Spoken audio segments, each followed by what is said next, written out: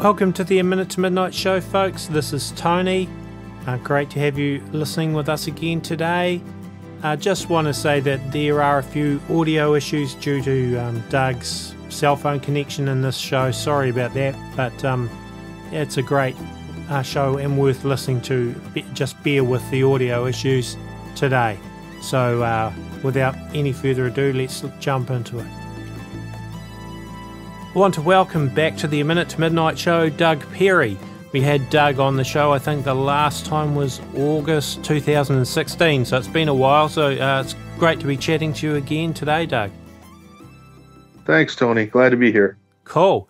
Yeah, I was just saying to you quickly off air that, you know, pretty significant day. We've just seen Donald Trump announce that America will recognize Jerusalem as Israel's capital and then moving the embassy. So I think whether people like Donald Trump or not, or whether they think he's crazy, or whether, you know, he's brave or crazy, I don't know. But I think it's really prophetically significant that it's happening now. Certainly. Yeah, I back in 2004, when I got filled with the Holy Spirit and had a vision of how bad things are and how much we need to hurry, the Lord told me not to never vote again. And I pretty much stay out of all of that stuff. When it was time for the elections, I between Hillary and Donald Trump, I just prayed that whoever would bring Jesus back the soonest would get elected.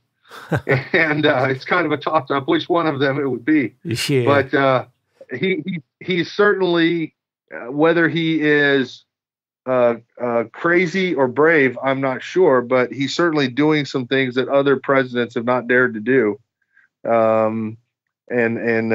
This is one that, you know, I mean, God's timeline is what it is, but legitimately, this is something that should have been done a long time ago. Yeah. And I think it's just for fear that they haven't. And it absolutely, I think, is a sign of a bunch of things that are coming. I agree. You know, we're just seeing so many things line up at the moment, and even the alliance with Russia, Turkey, and Iran together. I think that's pretty significant. I also think it's really significant that one of the people that said that Trump should not do it was the Pope. I think that tells you where he's at. Yeah, I remember actually, it was U.S. News and World Report probably 10 years ago that had a graphic of which religious denominations, Christian denominations, were on the side of the Palestinians and which ones were on the side of Israel. And the Palestinians were Catholic, Anglican, Lutheran, Episcopalian, Methodist, all the daughters of the Reformation. And on the other side, on the side of Israel, were the Baptists, the Amish, the Mennonites, the Assemblies of God, which came out of Baptist pastors that got spirit-filled. And, you know, all of the charismatic offshoots that came from the Baptists were on the side of Israel, and all the daughters of the Reformation were on the side of the Palestinians with the Catholic Church. It was really interesting. I mean, just absolutely down the line. That is interesting. Anyway, it's certainly a very significant moment in history, I think. So we'll have to wait and see what happens, what reactions there are. But, you know, we've got certainly Turkey and Erdogan are not happy. So and many of the others, of course, the Palestinians won't be happy and so on. So anyway, we'll have to see what actually plays out as a result. But I think it's a very significant day in history. Absolutely. How are things going with your community and what's been happening since we last spoke? Oh, wow. Shoot, in the last year, it's been a wild ride for sure. The Lord had been telling us for about 10 years that we were going to have a farm and a cave. And back in 2011, we rented space in a cave. Here in Kansas City, we have about a 16-foot layer of limestone geologically through most of the city. And what they do is they mine into it, pull out the limestone for gravel and concrete and whatever, and then leave them for storage with columns every 30 or 40 feet. And the largest underground commercial complex in the world is the Subtropolis. It's here in Liberty. You can find videos of Jesse Ventura driving through it, talking about it being a FEMA camp. But it's about 50 million square feet underground. And anyway, so we had rented space in one of the caves. In 2015, a property came on the market that was 67-acre farm with about 1 million square feet old limestone mine underneath it. And the payments were going to be a few $100s a month more than what we were renting the other space for. So we have no deep pockets, and most of all of us have sold everything we had and gave it to the poor. So credit's no good either. So I talked to the owner and said, would you be willing to owner finance it? And on a handshake, he said, sure. So we did no financials, no mortgage, no nothing, no whatever. He wrote the contract, we signed it, and we got on the land. And it was zoned for commercial applications, for, all kind of agricultural stuff, plus hotel, restaurant, convenience store, church. You can do all kinds of stuff on it. And so we went to zoning and said, can we have a church on the property? And they said, sure. But their definition of church is basically sanctuary, classrooms, fellowship hall, Sundays and Wednesday nights, and nothing residential. There's no allowance in the code in this county for a monastery or a convent or even a parsonage. So we tried to rezone it. We tried to do this and that. The neighbors were all up in arms, didn't want us there. Right now, we're in a federal and state lawsuit against the county for not allowing us to be the kind of church God is calling us to be. I don't know what they would do if a mosque or a Muslim, a mosque or a Buddhist temple or something like that wanted to come in here. The federal lawsuit has stayed while the state is going through the process to see if they can settle it.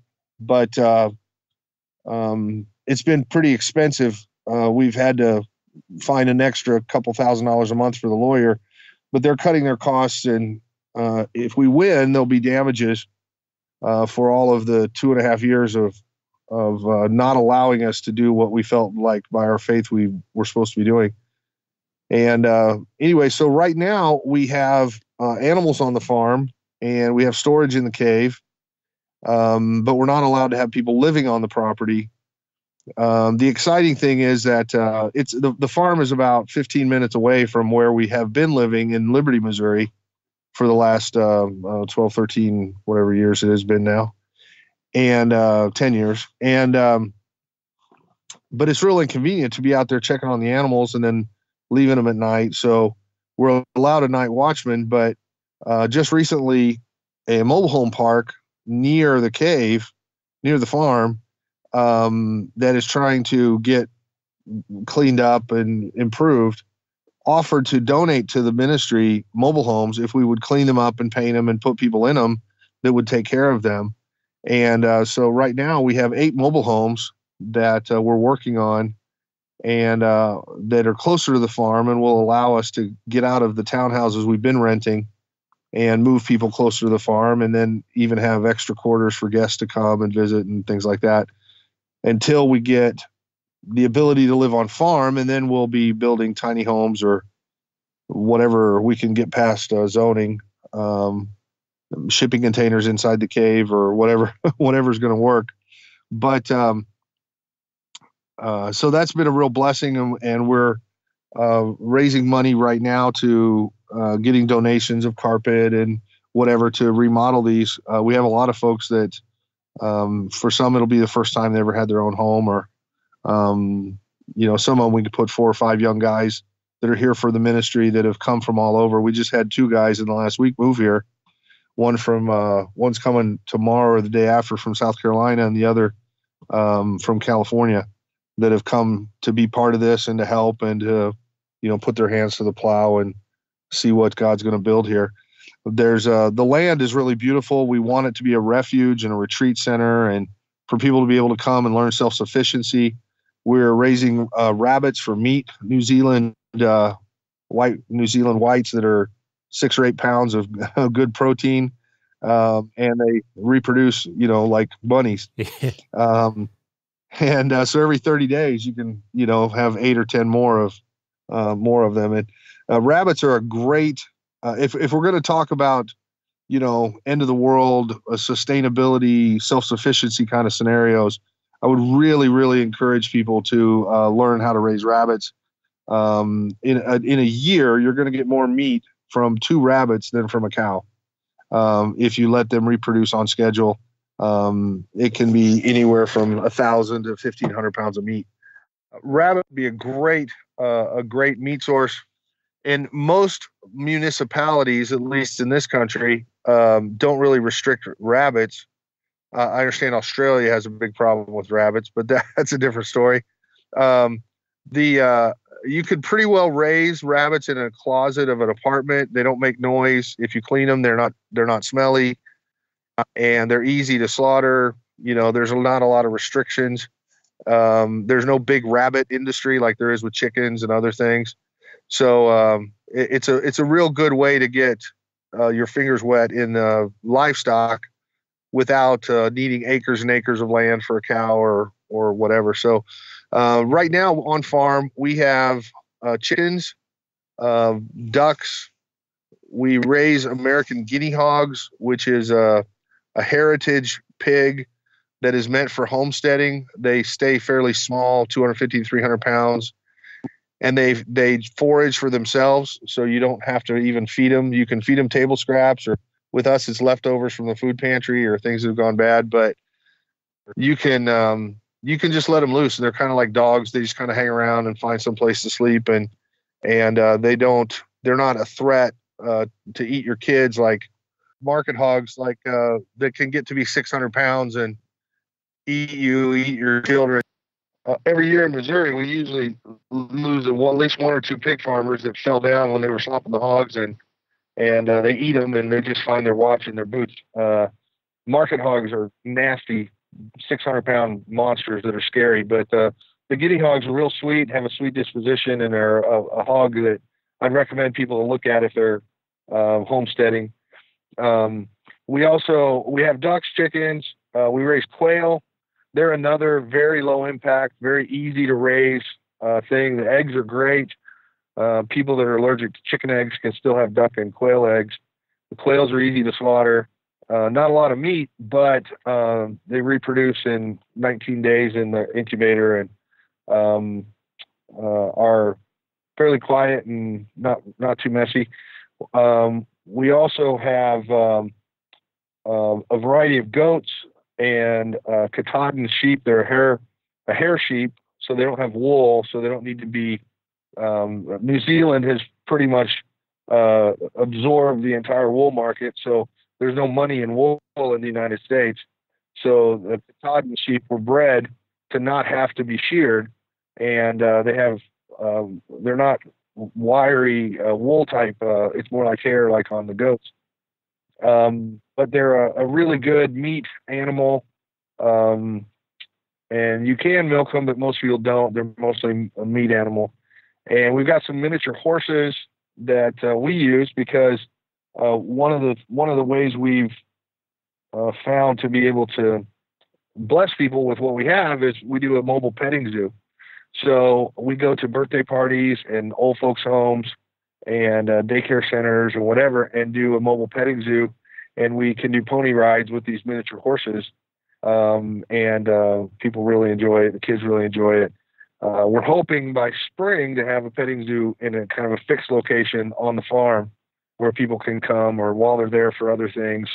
Inner city youth groups can come out and camp on the land and have a retreat and talk about Jesus and play with the animals and so on. So cool. It's just an extra, it's, we want to, grown-ups can come and be serious about Jesus, and they're like, yeah, whatever. I just want prayer. I want deliverance. I want to hear God better. But they're going to come with their families a lot of times, and we want to have something for the kids and stuff too. And if we're going to have a farm, you're going to have baby animals of some sort or another. So people like that, and we want to have a place where people can come and when we had a thrift store, I really saw the thrift store as camouflage for ministry, and that was just a way to get people in so we could pray with them and hold their hand find out how their day was going, and cry with them. And it's kind of the same with the petting zoo and all the other stuff. I think it's just an introduction so that they can learn what we're doing and why, and the message God put on our heart. But that's some of what's happening. The other thing is we're digging some ponds, and depending on if people have room in their land or not, here you can dig a pond up to 1 acre without an engineer or without any zoning requirements or whatever. And an acre is a pretty good sized pond. Yeah, huge. Yeah. So, if you know somebody with a backhoe, dig a hole in the ground and get some fish in it. And that is essentially, a refrigerator full of meat that you can access anytime down the road when you need some food. It's a great available food source, protein source down the road. So, and starter fish, or to have somebody come stock a pond, that's smallish, is not too expensive, a few $100s, but they're going to grow out and naturally feed on the other fish or whatever if you need to feed them to. But it doesn't have to be a big hole in the ground. In Missouri, it has to be at least 8 feet deep so they won't freeze in the winter. But it doesn't, it could be 15, 20 feet across, but at least you're going to have some food source there. We've been going through the property trying to identify edibles on the property that are already there, whether it's here in Missouri, we have wild plums and blackberries and pecans and other stuff that maybe it's not oranges and watermelons and bananas, but it's edible if you need it. And so we've been trying to catalog what's already on the property. There's 67 acres of mostly wooded property. Is a lot to explore and to find out what pretty we have decent out there. size. That is a decent size. Yes. So are you growing vegetables and things as well, or?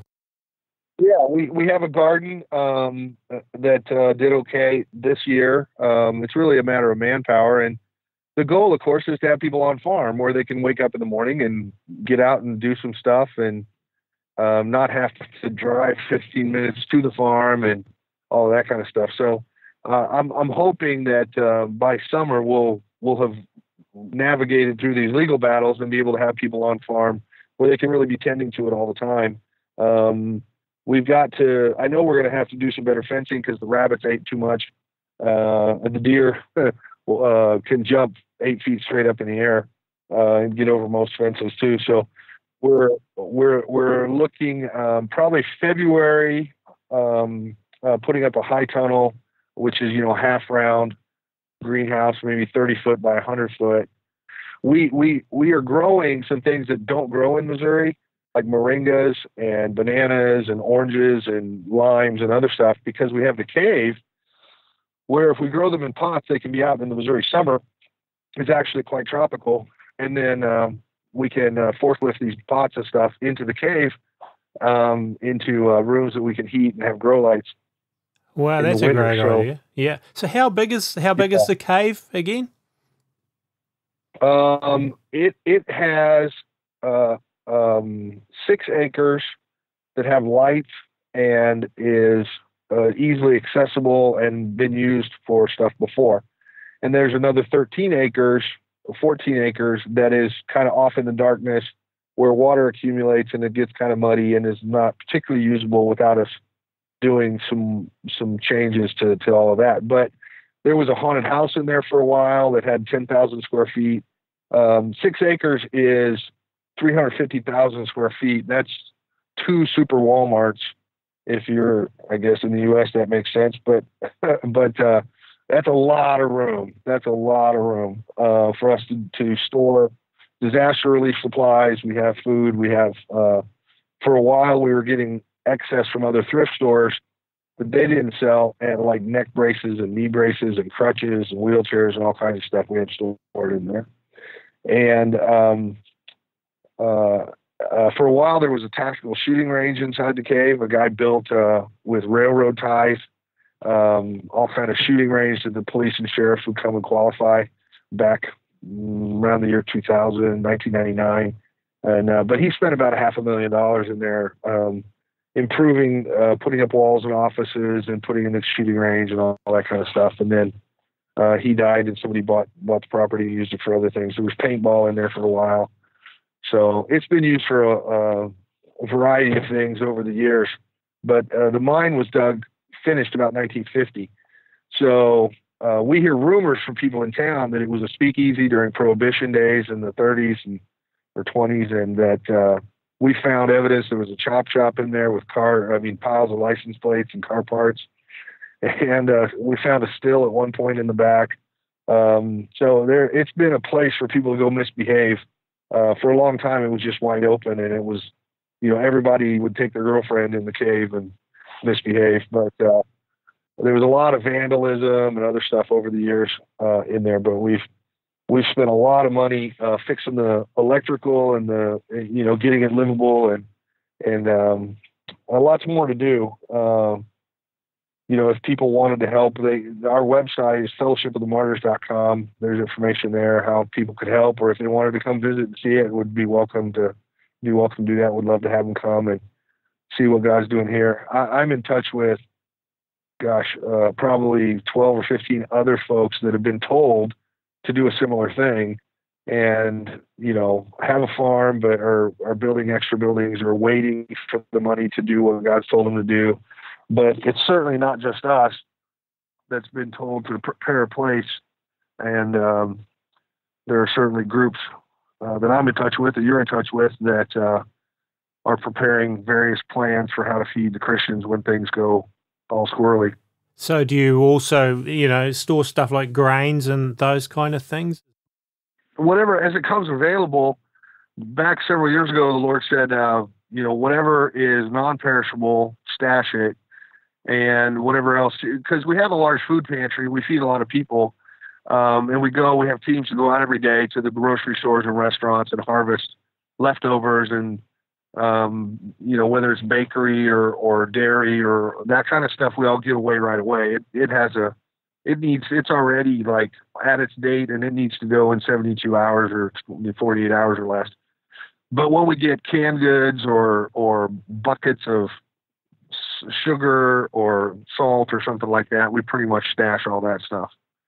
And canned goods are actually fine way past whatever date is on the can. We had pallets of Gatorade that had a sell-by date, and I couldn't believe like what's going to happen to Gatorade. It's like the day after that it's gonna go bad. That's crazy. But all kind of stuff. Whatever the Lord puts in our hand, we look at it and evaluate it and see what we need to do with it. We don't have the funding to go buy a lot of stuff. It's just kind of been as the Lord has provided. But if you are faithful, He'll make you build bigger barns. And this is about as big a barn as I can imagine. So got pallet racking and trying to get it organized and what's what, and get it up off the floor and into big containers we can forklift on and off the shelves and stuff like that. But there's a lot that we need as far as organization, and just even keeping the raccoons out of it is a problem.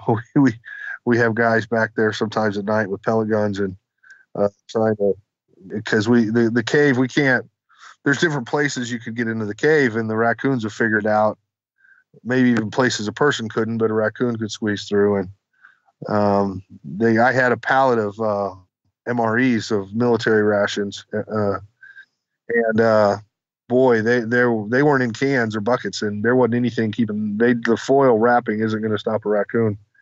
And they went clean through a whole pallet of MREs before we could stop them. Oh no. They're not cheap either, those. Yeah. So do you teach other people, like have people wanting to learn about how to do on a smaller scale for themselves? Do you help them learn how to be prepared?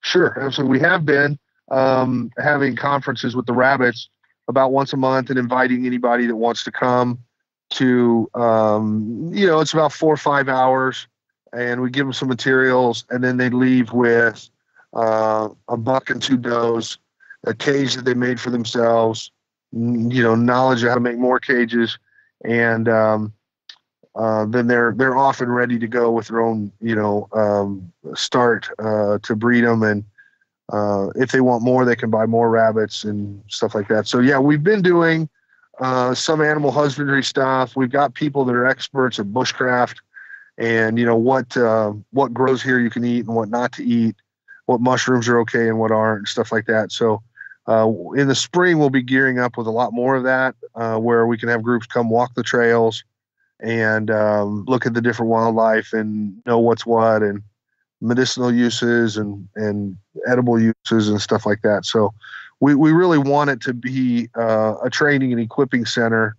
How to get your cup full, how to walk in holiness, how to get more of the gifts operating in your life, how to hear God better, but also, how to survive what's coming. I think it's, for me, I think I'm at a place where I can just ask the Lord, is that edible? And get a straight answer. But a lot of people aren't there, don't believe they can, or have too much other stuff clogging them up to hear the Lord well enough. It's knowledge they probably ought to accumulate, as we also help them learn to hear God better, and He can direct all their paths. But yeah, we have been doing conferences. Want to have a full roster of monthly conferences on different topics of survivability that I think people are going to need. I kind of got inspired when I read the book The Heavenly Man by Yun and Hathaway, about Brother Yun in China, who was the most wanted criminal in China and a leader of the underground house church movement. And the Back to Jerusalem movement is training up 100,000 missionaries to go all over the world from China. And they go through how to get out of a second-story window and fall without hurting yourself, how to get out of handcuffs, all kinds of evasion, how to break out of jail, kind of stuff that our seminaries don't teach. But in China, if you're going to be a pastor, you need to have done at least a couple years in prison, or you don't have the respect of the people, So I decided a long time ago when I first read that book that, I'd rather be on their team. If I'm gonna hang with Christians, and that's why the Lord named the ministry the Fellowship of the Martyrs, because that's the koinonia of the martus, the comradeship of the witnesses. Martus means witness in Greek. It only came to mean people that wouldn't change their testimony even unto death because of the Christians. And a martyr isn't a guy that straps a bomb on his chest and gets on a bus and kills people. A martyr is somebody that will not change their mind no matter what. And that's what the church ought to be. The people that are absolutely fixed, that are absolutely sure, and that aren't going to back down no matter what, and that love one another. Koinonia is a really rich, beautiful word that involves more than, it seems like church sometimes is more like a bag of marbles where they're just clinging and clanging off of each other, or a box with a puzzle in it where you can hear the pieces moving around. But church should be a bunch of grapes smashed together, broken out of their little shell and mixed into a new wine where they're inextricable from one another. And an assembly, a puzzle isn't an assembly until it's assembled. When they're just in the box bumping around on each other, it's not an assembly. And I think so much of the Western church especially has, people are so isolated, and even if they're all sitting next to each other in the pews, they're not truly assembled the way the Lord wants them to be, and they're not truly poured into one another and a part of each other's lives the way they should be. And so that's a lot of what we do, is teach people how to really pour into one another, how to help people get their cup full, keep their cup full, get the stuff out of their cup that doesn't belong, and to keep their vessel in honor. Get a bigger cup so there's more and more of Him and less of you all the time.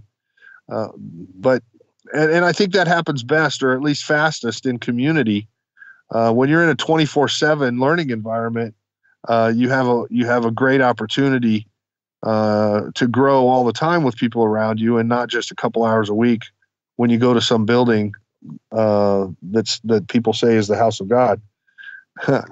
Well, yeah, unfortunately, I think so much of the modern church, modern Christianity is more about looking after number one and prospering and, being blessed, and you go to church on a Sunday or a Saturday, whichever day it is you do it, and then you go about your life and, and God blesses you and that's it, and it's not really very much like the early church was anyway. I don't see an awful lot of Acts chapter 2 or the whole book of Acts in the church. Generally, it's, we've got away from that. And you talk about martyrs and things, and we never really hear spoken about the fact that the apostles or the 12 disciples all met martyrs' deaths, apart from John.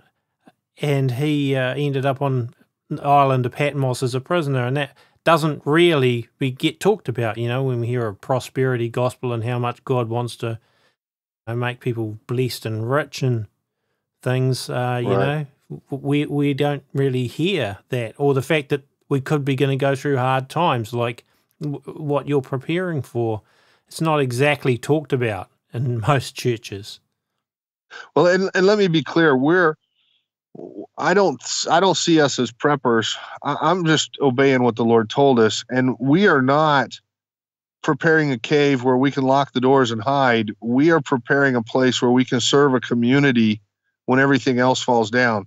And my intention is to give away to the last grain of rice and take care of other people, not ourselves. And we, all of these people here, have a heart for service and for washing each other's feet and for loving even the people that disagree with us, but especially the brethren, and making sure that even the people now that think we're crazy and think that's not going to happen. I wrote letters to the pastors in town 14 years ago saying, I don't want to see food riots. We need to start caring for the poor. And that sounded pretty crazy in the middle of the Bush administration, but now we got half the country on food stamps, and a lot of those churches have canceled building campaigns because they needed to care for the people in their congregation that were jobless and other stuff. And so the Lord's proven me right. It just took a while to filter down, but I just got an email the other day from a lady, I think in Finland, that was thanking me for the videos. I'd never heard from her before, but she said, there's a food pantry that wasn't there before because of the inspiration of what you guys are doing. And that just really touches my heart.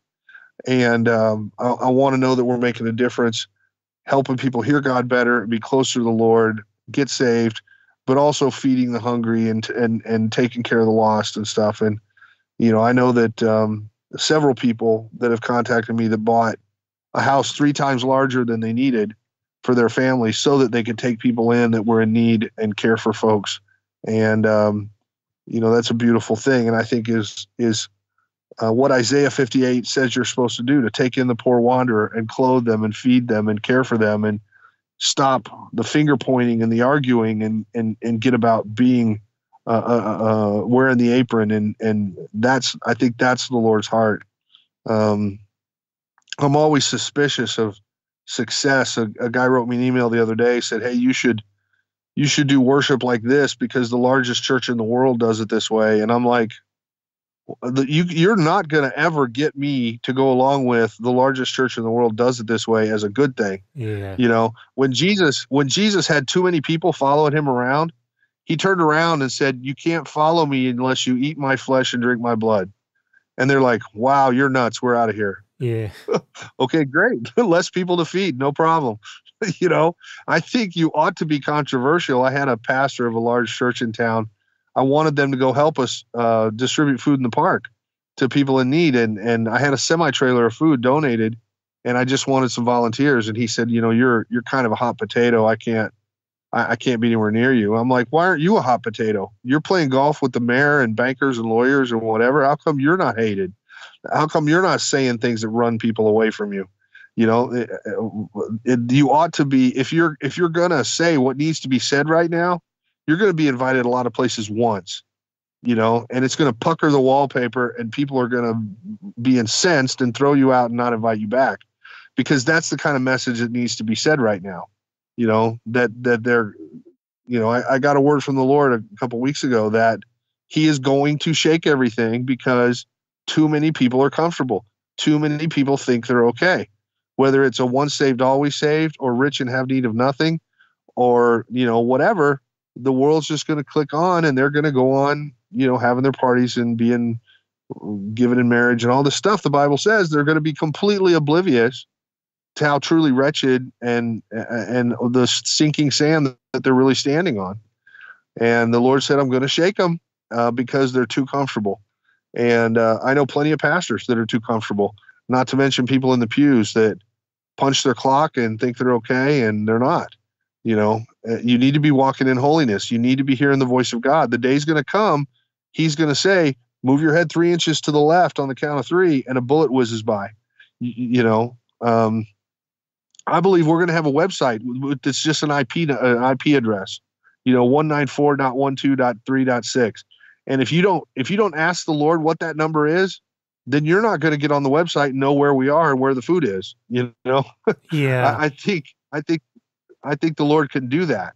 And I think we're going to need to be able to walk in some of that stuff and hear him well enough to, know where to go and where to hide and who to trust and who not to trust and all of that. And so many people are asleep. I get calls and emails every day from all over the world from people saying, I cannot find a decent church in my town.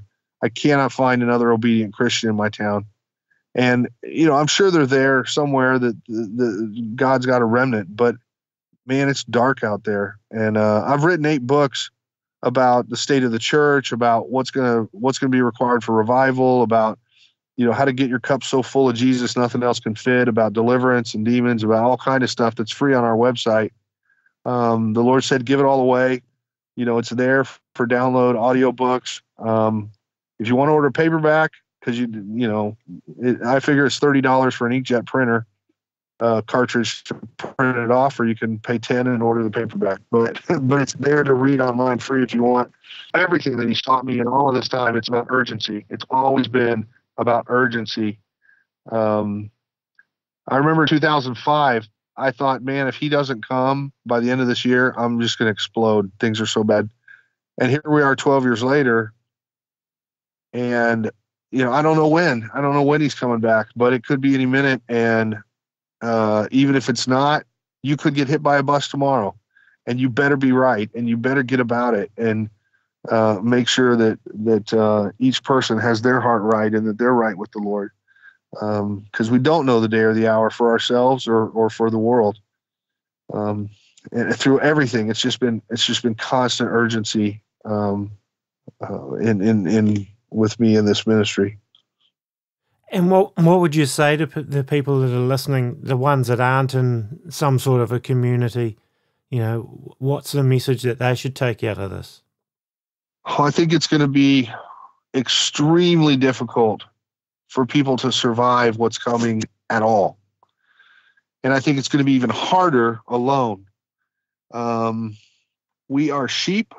As a farmer now for the last couple of years, I've learned a lot about the agrarian essence of some of the parables that Jesus told, the reality of why he calls us sheep, because they're about the stupidest farm animal there is. And they have to be in community, and they have to be shown where the food is and where the water is. They don't remember how to get home. They will stare up at the rain and drown with their mouth open. I mean, if the big wool sheep will get wet and fall over, and they're so heavy they can't get back up, and a shepherd has to put them back on their feet. There's a reason he called us sheep. And one is that we're flock animals. And despite that, I've got a video called the Remnant Training Program that's on our YouTube channel with 1,300 other videos. And it talks about the book of Micah. And I would encourage people to read the book of Micah. I think it's, of course, most of the minor prophets are end times kind of prophecy, and even, Daniel, Ezekiel, all of that stuff. But Micah especially alternates between the false shepherds and what he's going to do to them and the flock of his inheritance that he put into captivity, that dwelt alone in the mountains, in the woods, in Carmel, and that he fed with his rod, and that walked with a limp. And he says, this is the flock of my inheritance. And more, I'm meeting those people that have been alone, can't find any fellowship, put into captivity, whether it's bad marriage, bad job, physical difficulty, one thing or another, and they walk with a limp because they've wrestled with God, like Jacob, and they think they're utterly alone. And he says, in the last days, I'm going to bring them together in the fields of Bashan, which is the heartland, the breadbasket, the pasture land of Israel, like Kansas and Missouri and Nebraska and Iowa is here, the grain fields. That he's going to bring them together in the fields of Bashan, and they're going to make the noises of many men, and their holiness is going to shock the nations. And what we have found is that when these lonely little sheep come together, they don't want to fight anymore. They don't want to debate about the rapture or whether to have communion with grape juice or wine or whatever. They're just so happy to have somebody to hug and to cry together and pray together. My wife the other day went into Walmart with one of the girls and ran into a group of the other girls that live in the community, and they were all like, "Oh, it's so good to see you," and hugging each other. And a lady near him says, like, "Have you not seen them in a while?" "Oh no, we live together. I just saw them this morning." But it really is. It's a beautiful, amazing. People come here and they're like, "This feels like home. I feel like I've known you all my life." I'm like, "Yeah, he's doing something." It's beautiful. And so my word to people would be, you can prep all you want. You can store up all you want. But if you're alone, you're going to have a really hard time. You need a tribe, and you need a community. You need to find some folks that love the Lord and that are going to love you like the Lord, loves you, and ride this out. And I think he's going to be gathering them. This is one of those fields of Bashan where he's been gathering people. And the Lord's giving me visions of RVs parked all over town with people coming from all over, the population of the city quadrupling or more, every city park with people praising and worshiping the Lord, just led by the Holy Spirit with food and canned goods and sharing with everybody. And I believe it's worth my life. It's worth whatever I have to spend to see that. If that's real, if that was really him, and I believe it was, I'll give up whatever to see the body of Christ come together. I've been 10 years, 12 years now talking to pastors. Can we just have a family reunion in the park? Could you just invite your folks, bring your chicken salad, bring your guitar, let's just come out to the park all together and meet one another and hug one another. And the pastors are like, "No, I'm never going to let anybody from my congregation fellowship with anybody from any other congregation that does use the 1611 King James." Or the Church of Christ says, "No, we can't. We don't believe in instruments in worship. So if you're going to have instruments, we can't come." Or the Baptists, or if you're going to speak in tongues, we can't come. Or God forbid a Mormon shows up, nobody will know what to do. It's insanely difficult to get these people who say that they're following the guy whose last dying wish was that we would be one to actually be one. They just don't want to come together. And, in New Orleans a few years ago, the pastors all stopped what they were doing and fed the hungry and clothed the naked, and they stopped arguing, and all it took was a hurricane. And I think we might need 7 years of sustained pounding to keep us on our knees so we don't have time to argue about stupid stuff anymore. And it just comes down to, Hey, I love Jesus. I got a can of corn. Hey, I love Jesus. I got a can of beans. Great. Let's just sit together and cry and eat these, you know. And people don't know how bad it's going to be, Tony.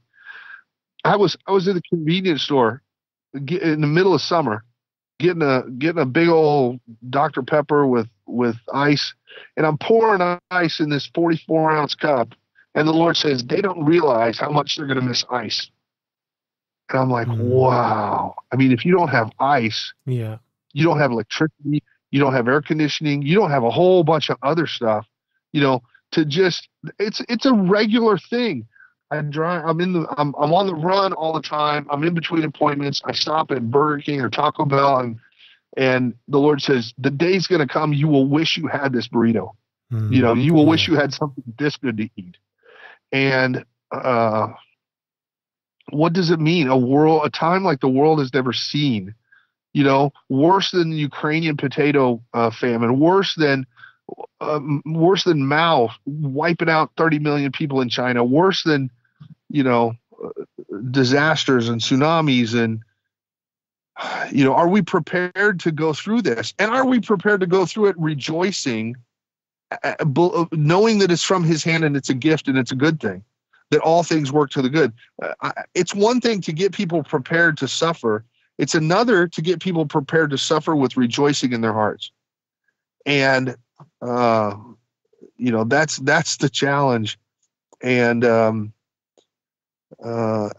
message he gave me is, you know, die daily now, so that when somebody puts a gun to your head and says, deny Christ, you can say, look, I've been dead for a while. I was martyred a long time ago when I walked away from my business and my life and my money and everything else.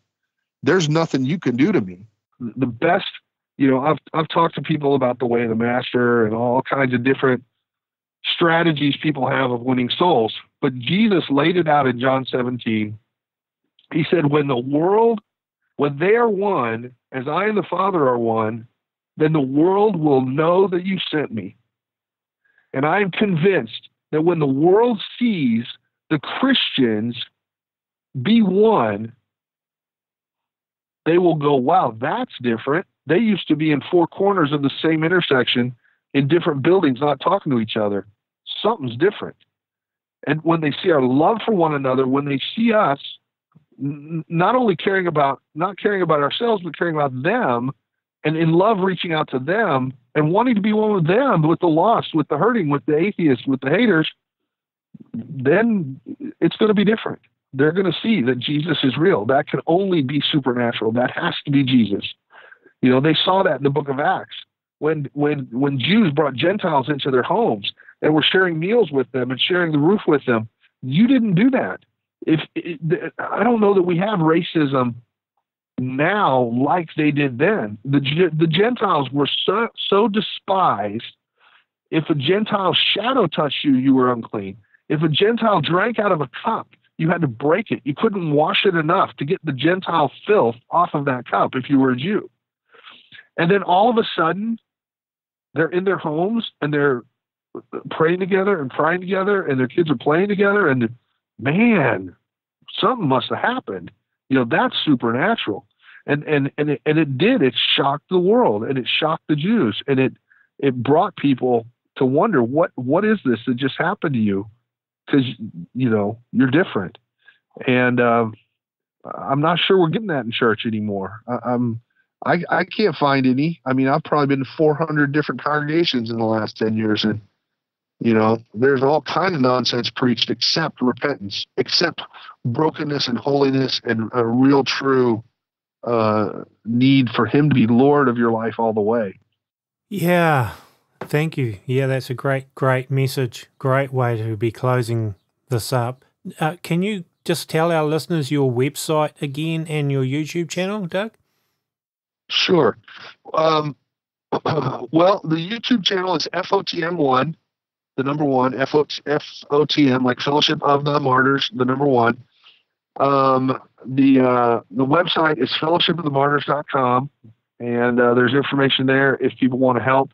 I think our fight with the government, this legal thing, is going to set a precedent in the United States for other intentional communities and other groups that want to be able to live together as a church on a piece of land. And I hope that it has some real impact beyond just us fighting this out. But we've pretty much been alone. We haven't had any help from the Pacific Institute or ACLJ or any of these legal defense things. They're all busy doing other stuff, and we've been footing the bill for the whole thing. We also have the farm website is thelibertyfarm.com, and you can see more about the farm there and different animals, and we load up interesting videos and other people's ideas of how to do stuff and things too. We hope to be able to have teams down the road where we can send a team to Thailand or the Philippines or to Christians wherever and help them get a farm started, get trained up and do sustainability all over in little pockets as we're financially able and as we're invited to go do that more and more. We're in Liberty, Missouri. We're right outside of Kansas City, dead center in the middle of the country. And if people are interested, the contact information is on the website, and we'd be glad for them to come out and see what we're doing and be a part of it and in whatever way. And for sure, we need your prayers, especially as we're fighting the government, to be able to be a residential church, to be able to be a community of faith living together on the property and doing all the things God has called us to do. Like I said, we got the food pantry. We do a lot in the community. We've never really focused on building a sanctuary. We focused on being the church and being the hands and feet of Jesus to a lost and dying world. And it's a long, hard thing. We are hated. We're lied about. We've been slandered all kind of ways. We've been through the ringer for trying to be like Jesus, and he said it would be like that, and I'm grateful that it is. But I would have, I've got several videos about, rejoice or die. The command over and over and over in the Bible is to rejoice. That whatever comes from His hand is good. That all things work to the good of them that love. And Satan wants us to sit around and pout and be depressed and be demoralized and frustrated. And Jesus says, nope, it's good. It's from me. It's part of the plan. And you need to buck up. Half of the church in America is on antidepressants. And they're at least the ones that say they're the church. And I don't see how that could be when the Lord said rejoice. He didn't give us a spirit of fear. He taught us that all things work to the good. So even if it's hard, even if it hurts, whatever you're going through right now, be obedient to the command to rejoice, and things will change. And you'll see He'll give you the strength to endure anything. Awesome. Well, thank you, Doug. This has been, great having you on the show, and there's a lot, I think, of food for thought in there. So thanks for being on the Minute to Midnight show today, and I do hope that people will check out what you're doing and pray for your ministry and actually maybe go visit. So thanks. Thank you, Tony. Appreciate it. Anytime. Love to be on more often. It's been a while. Yeah, it has. Yeah, we'll definitely have you back again. So thanks, Doug. Okay. Thanks, Tony. Bye-bye. Folks, you can find all of our shows on our website, aminutetomidnight.com. We put them on there first, like 1 or 2 days before YouTube. They also go on iTunes. We have a community forum now on our Minute to Midnight website, which you're welcome to join, particularly if you're a regular listener. We'd love to hear from you there. It's our attempt to build some community as well. So yes, our website, remember, Midnite is spelled Midnite. So that's aminutetomidnight.com. And also I write, play and record all the music in our shows. And you can find some of my music there on the website. And we do run A Minute to Midnight entirely by donations, and we really appreciate the people that help support us that way, so we couldn't do it without your help. And you can find ways to donate on our website as well. And also on our YouTube channel, there's a PayPal link there too. Well, that's about it for today's show. Thank you for listening, and we should be back with another show in a few days' time. In the meantime, have a great week, and this is Tony signing off on behalf of the A Minute to Midnight team.